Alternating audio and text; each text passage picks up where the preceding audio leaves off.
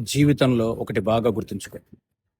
ఈరోజు నువ్వు లైఫ్లో ఫెయిల్ అయ్యుండొచ్చు కాక, నలుగురు నాలుగు మాటలు అనొచ్చు కాక, మన అనుకున్న వాళ్లే, మన బంధువులే, మన అన్నదమ్ములే, మన బంధువులే, మన మన సొంత బాబాయిలు పిన్నమ్మలు ఎవరైతే స్నేహితులు అవమానించచ్చు గాక, గుర్తుంచుకో.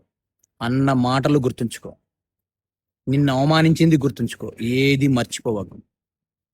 ఏది మర్చిపోవకు, గుర్తుంచుకో. ఎవరెన్ని అవమానించినా ప్రతిదీ మౌనంగా పడు. ఈ రోజు నీ టైం కాదు, గుర్తుంచుకో. కష్టపడు, కసిగా కష్టపడు.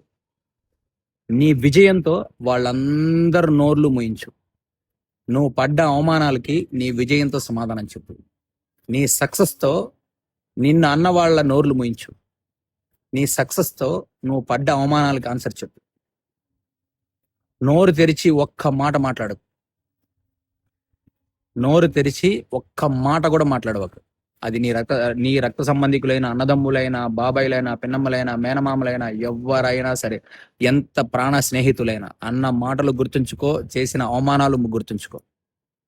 నీ విజయంతో ఆ అవమానం పరిచిన వాళ్ళకి ఆన్సర్ చెప్పు. అన్న వాళ్ళందరికీ నీ విజయంతో ఆన్సర్ చెప్పు. వాళ్ళందరి నోర్లు మూయించు. గుర్తుంచుకో, లైఫే ఇది. లైఫ్ అంటే ఇదే. అప్పుడే మనలో ఒక కసి వస్తుంది.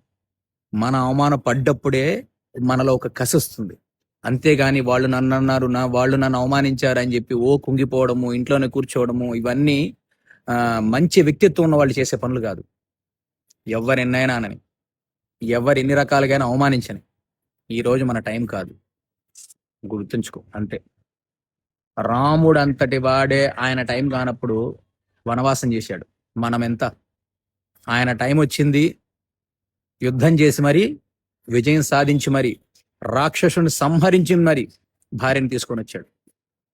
టైం కానప్పుడు మౌనంగా ఉండు, కష్టపడు. కసిగా కష్టపడు. నీ సక్సెస్తో నువ్వు పడ్డ అవమానాలకి, అన్న మాటలకి ఆన్సర్ చెప్పు. అంతేగాని నీ చేతలతో ఆన్సర్ చెప్పాలి, మాటలతో కాదు. మాటలతో ఆన్సర్ చెప్పేవాళ్ళు విజయం సాధించలేరు. గుర్తుంచుకో. నీ చేతలతో ఆన్సర్ చెప్పు. నీ విజయంతో ఆన్సర్ చెప్పు. బాగా గుర్తుంచుకో ఈ వర్డ్స్.